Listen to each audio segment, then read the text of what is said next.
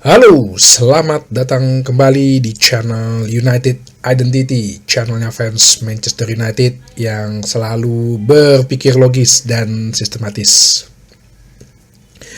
Mari kita merenung dan mengeningkan cipta dulu, sambil coba teman-teman memandang ke depan gitu ya.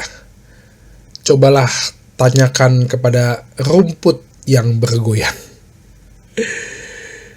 Semalam gue nggak reaksi pandangan mata, tapi gue nobar ya, bukan nobar di tempat-tempat nobar yang banyak tuh diiklankan ya, di beberapa tempat banyak sih komunitas-komunitas.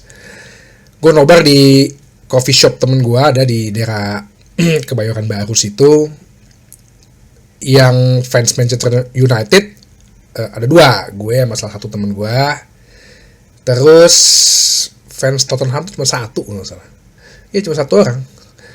Sisanya penonton netral, tapi fans Chelsea, fans Liverpool, fans City gak ada.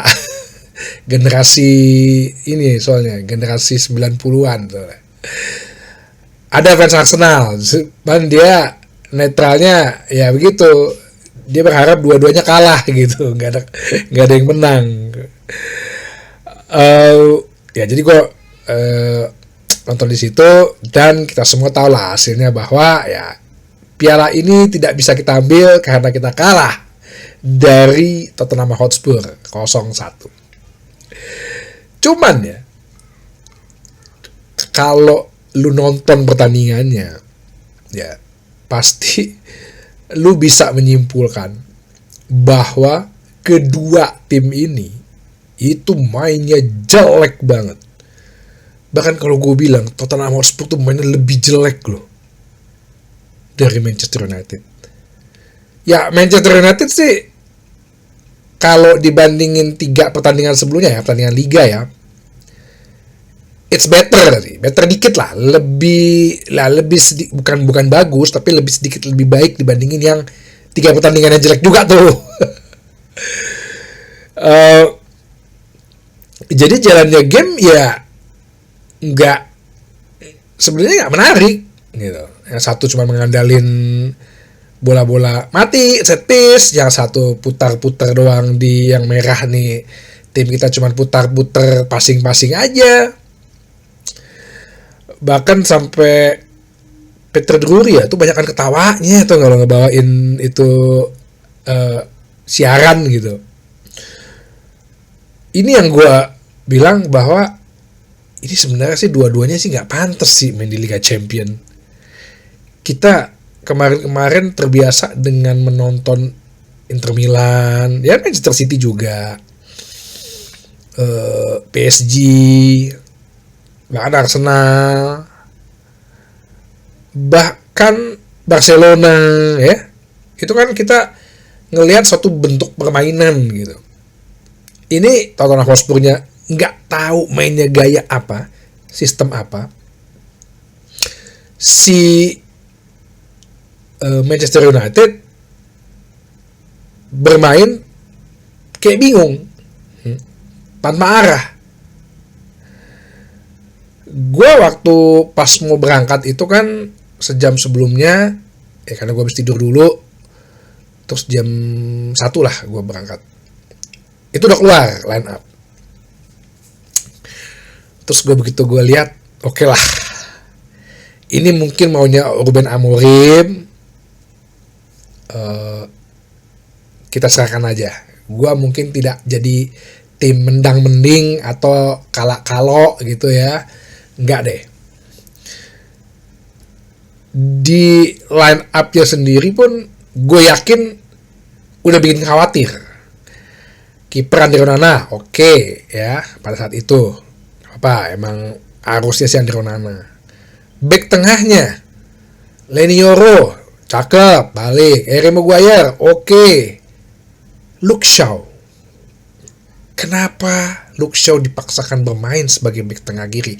Apakah karena dia punya kaki kiri cuma dia? Gue kan bilang di preview bahwa ya kembali aja deh Mazraoui jadi back tengah gitu loh, tadi kanan tadi kiri, karena formasi yang bagus itu kalau nggak Lisandro, Delik sama Euro, karena Lisandro nggak ada, biasanya Mazraoui kan. Tapi karena Delik nggak ada ya Maguire. Pokoknya Mazraoui itu harus ada di back tengah. Gitu. Di tengahnya 4, oke, wingback kanan Mazraoui, wingback kirinya ada Patrick Dorgu. Double pivotnya. Gue nggak paham ya. Si Amorim sama Ten Hag sih sebenarnya juga. Kenapa alergi banget ya dengan duet Ugarte Casemiro ya? Padahal proven, terbukti, zaman Ruud van Nistelrooy oke lah cuma 4 pertandingan ya. Itu kita nggak kalah loh. Bahkan tapi di zamannya Amorim, pada saat Ugarte dan Casemiro, itu kita bermain lebih solid. Ini gue lihat tengahnya Casemiro sendiri sebagai DM, Bruno Fernandes posisinya dia nanggung, dia kagak bertahan, jadi kurang kreativitas. Dia ke depan, Casemiro sendirian, lawannya 3 pemain yang fisikal semua, Bentakur, Bissouma, Sarr, bahkan 3 penyerangnya si Dominic Solanke sama Richarlison itu juga tipe fisikal banget mainnya. Gue sampai bingung ini. Oke lah, kita lihat pertandingan seperti apa. Dan memang ya, Ange Postecoglou ini dia agak mengorbankan ideologinya. Ya, main fisikal tetap, tapi dia tidak bermain dengan garis pertahanan tinggi. Benar-benar di Tottenham Hotspur ini dia bermain lebih pragmatis. Contohnya aja waktu lawan Bodo Glimt itu gue nonton, emang nggak permainan seperti dia biasanya sih, dia ngebiarin aja Bodo Glimt itu main gitu. Bodo Glimt bisa pegang kendali gitu. Nah, di sini mereka nggak bermain, intensitasnya tetap tinggi, tapi kalau ketika mereka megang bola Manchester United, udah dibiarin aja tuh, mereka lebih ke middle block aja. Karena tahu mereka, udah Manchester United kasih aja pegang bola, nggak bakal kemana-mana. Penyerangnya Amad Diallo, oke, bagus. Tapi kenapa Mason mau dipasang dari awal? Gue nggak ngerti fungsinya dia di mana gitu loh. Højlund udah lah, nggak usah diomongin lah, ya. Reaksinya telat, inisiatifnya telat sebagai seorang striker ya. Jadi Ange ini ya bermain catur dengan lebih baik gitu. Mungkin dipikir si Amorim mereka akan bermain dengan high press, garis pertahanan tinggi, ada Mason Mount untuk memenangkan second ball, tapi faktanya justru Tottenham Hotspur yang berniat untuk bermain lebih ke dalam. Terbukti possession football itu 73%. Ini gaya Crystal Palace banget lah kemarin tuh. Dan Manchester United kalau udah pegang bola ya udah muter-muter ke sana aja, nggak ada pemain kreatif, nggak ada sayap winger yang bisa masuk. Terus mau apa? Dari pas jalan pertandingan juga udah terlihat bahwa ketika Casemiro sendiri,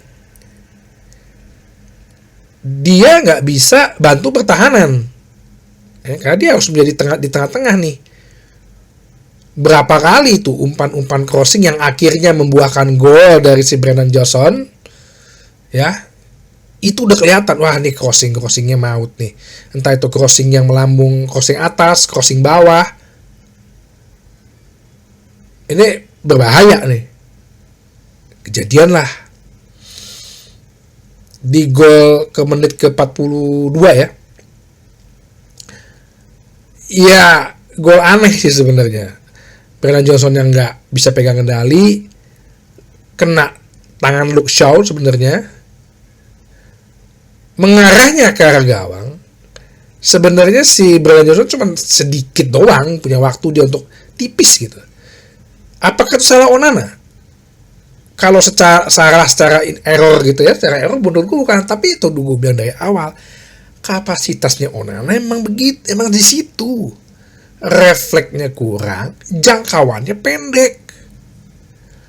Padahal kalau misalnya contohnya menjadi kalau juga ya, misal si Bayindir lah, atau tipe pelatih kiper yang tangannya panjang, itu minimal kena setipis ujung jarinya aja, itu bola masih berubah arah ya, kalau nggak ke tiang gitu atau out, ya udah. Ange yang penting menang, babak kedua udah langsung aja, udah bertahan aja, udah kayak orang bukan parkir bus lagi, udah parkir tronton udah. Babak kedua mau masukin Jersey, mau masukin Garnacho, yang walaupun dimasuknya juga udah menit ke 60 ya. Ya agak telat juga sih. Nggak punya striker lagi, Cidobi nggak ada ya. Udah.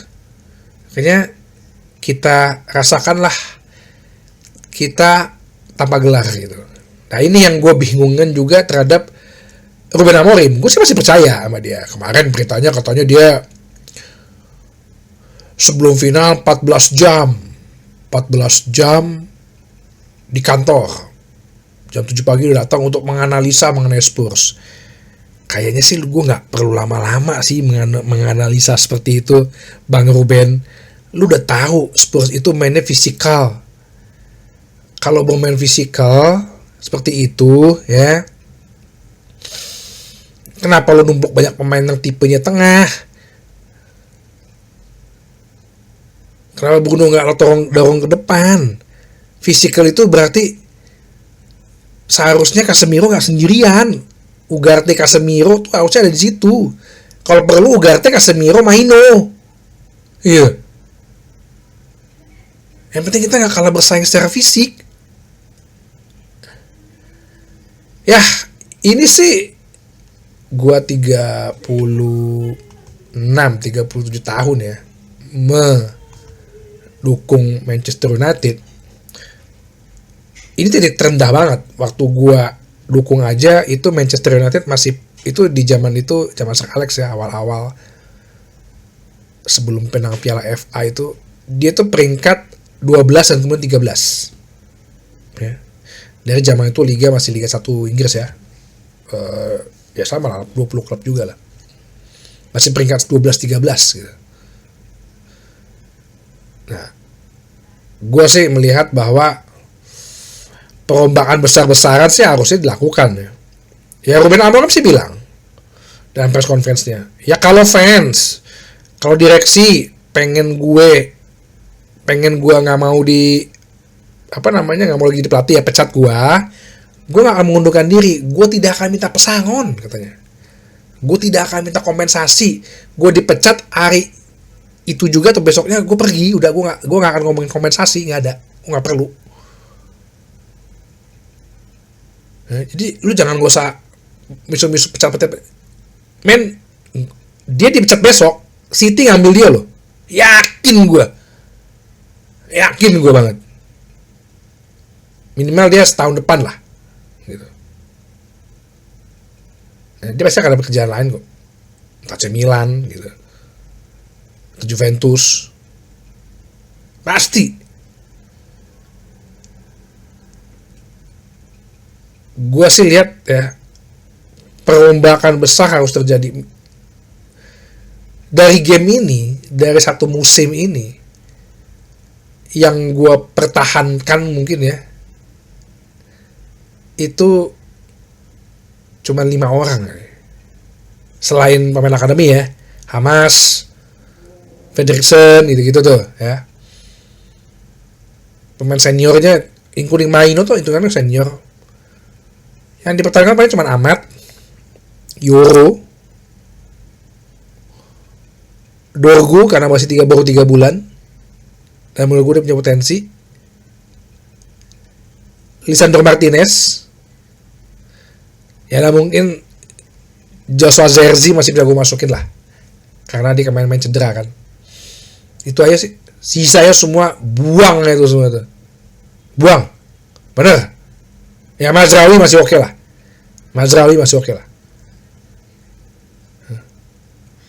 Mazraoui yang dibeli tahun lalu, De Ligt juga masih oke lah. Ya, tapi sisanya buang, gue bilang. Asli buang. Ini harus ada perombakan besar-besaran. Nih nanti gue bahas mungkin siapa aja ini bagaimana caranya.